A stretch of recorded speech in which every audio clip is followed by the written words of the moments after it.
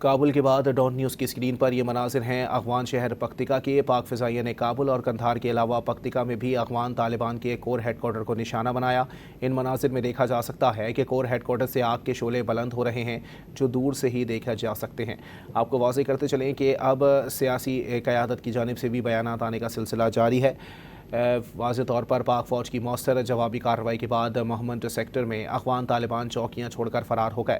پاک فوج کی کامیاب کارروائی سے افغان طالبان کے متعدد ٹھکانے تباہ جبکہ دیگر مورچے خالی ہو گئے۔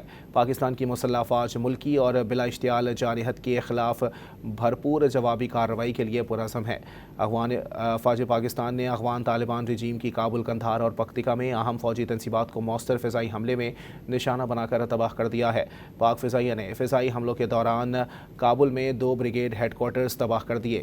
اس وقت ڈان نیوز کی اسکرین پر آپ کابل کے تازہ ترین مناظر دیکھ رہے ہیں۔ دیکھا جا سکتا ہے کہ افغان دارالحکومت میں تباہ ہونے والے بریگیڈ ہیڈ کوارٹر سے آگ کے شعلے بلند ہو رہے ہیں اور یہ منظر دور سے دیکھا جا سکتا ہے۔